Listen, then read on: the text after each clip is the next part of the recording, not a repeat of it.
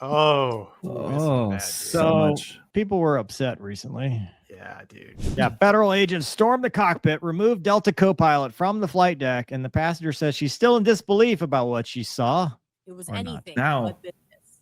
We were all shocked and stunned what was happening. Sarah frequently flies this route. She tells ABC7 just after the plane landed and passengers began reaching for their bags, federal agents rushed on Five board. people were already standing up. No lie. And stormed the cockpit, removed the co-pilot, cuffed him, presumably arrested him, brought him back down the aisle to deplane. She counted at least 10 agents, some wearing badges she recognized from Homeland Security.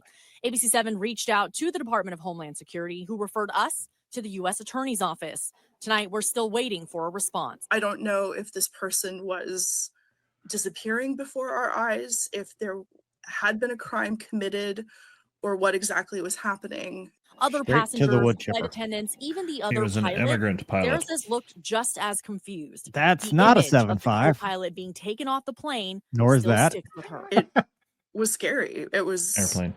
traumatic to watch. As soon as my husband picked me up from baggage claim, I jumped in the car and cried. Because who knows what's happening to that poor person, why that happened. What did we just see? Okay. He's not Go to the that other article, Douglas. Let's find out why he was arrested, shall we? Dude, it's bad. The Contra Costa County Sheriff's Department says been investigating 34-year-old Rustam Bagwar of Florida since April on reports of crimes against a child. He was held on a $5 million bail. So I listened to an article here earlier today. Child abuse charges, 5 counts of copulation with a child under 10 years of age. Yeah. And dude, his ex-girlfriend is in on it too. They arrested her as well. It's bad, really bad. I don't know. Innocent until proven guilty. Yeah, exactly. But it's funny because I was driving. I was like, I just need to listen to something about this topic. So I thought for that clip that we played for everybody, that's the first one that I listened to. I'm like, this woman's making this all about her. Like, come on, I want to like. Give me some. That's It's lean and heavy. Yeah, I'm like, gosh, sensationalism. I wanted to hear like the news reporting, do some reporting, but instead I got to hear this lady cry. I will say, like, he's a piece of shit and he should be taken care of accordingly.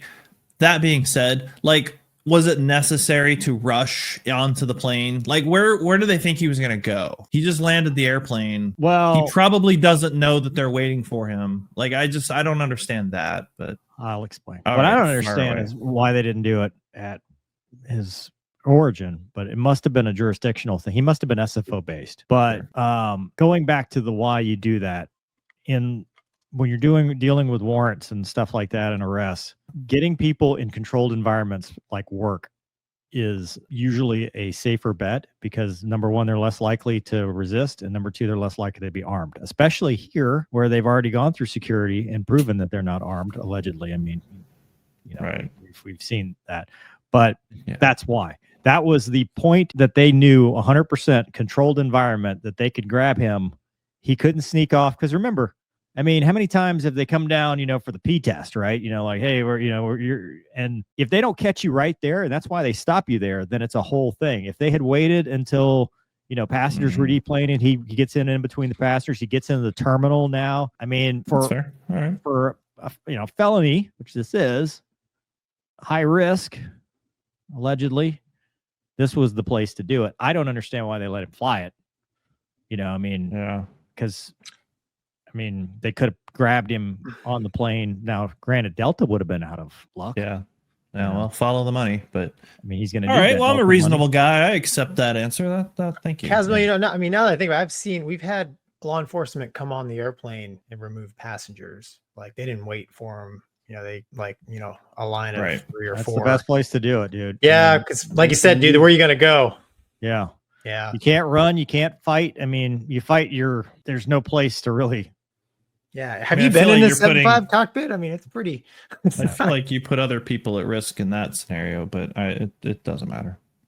Yeah. I get it. I understand. Well, and they also, this is a long investigation. They also know, right, his propensity for violence, right? They kind of have an idea, so they know he's probably not going to resist, but they're still not going to just like, oh, well, because that's complacency. They put it on the sign, it kills. Dude, that's why he kills, not lack of training.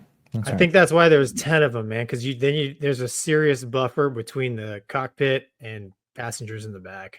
You know, I'm sure that's it. And it's probably wasn't 10 of them either. Yeah, it's probably like what, 4? Yeah.